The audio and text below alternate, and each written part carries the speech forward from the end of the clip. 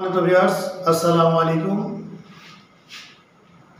আজকে আলোচনা হবে বৃত্ত নিয়ে।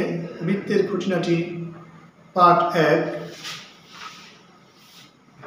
এখানে বৃত্তটি যে দেখতে পাচ্ছেন এটা গোলাকার ক্ষেত্র। এই পুরো অঞ্চলটা একটা গোলাকার ক্ষেত্র, আর এই ক্ষেত্রটা একটি বক্ররেখা দ্বারা আবদ্ধ হয়েছে। বৃত্ত কাকে বলে? বক্ররেখা দ্বারা আবদ্ধ গোলাকার ক্ষেত্রকে বৃত্ত বলে। বৃত্তে এটা দেখতে পাচ্ছেন, এটা হচ্ছে কেন্দ্র। এটা হচ্ছে কেন্দ্র। গোলাকার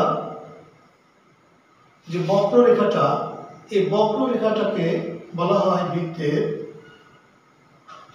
পরিধি।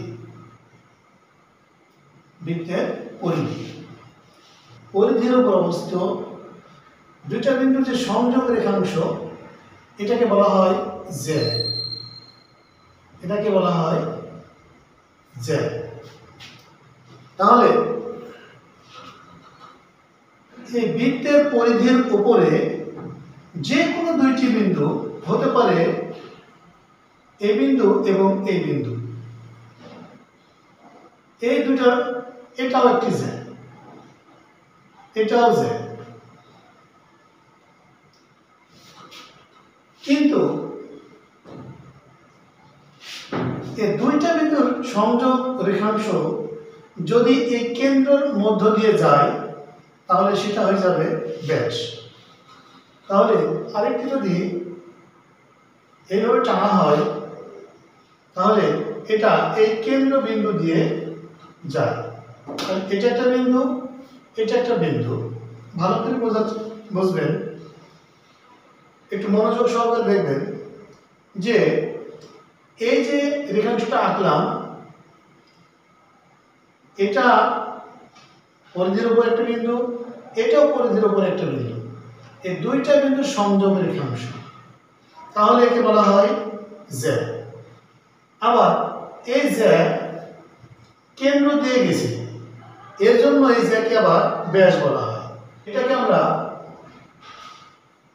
ব্যাস বলবো এবং তার সাথে আমরা জ্যা বলবো। তাহলে এটা ব্যাস এবং জ্যা, এটাই হচ্ছে বৃত্তের সবচেয়ে বড় জ্যা। কেন্দ্র দিয়ে যে জ্যাটা যায়, সেই জ্যা হচ্ছে বৃত্তের সবচেয়ে বড় জ্যা। এখানে অসংখ্য জ্যা এবং অসংখ্য ব্যাস আঁকানো সম্ভব। এই ব্যাসের অর্ধেকটা হবে ব্যাস অর্ধ। ব্যাসের এই যে কেন্দ্র, এই কেন্দ্র থেকে কেন্দ্রবিন্দু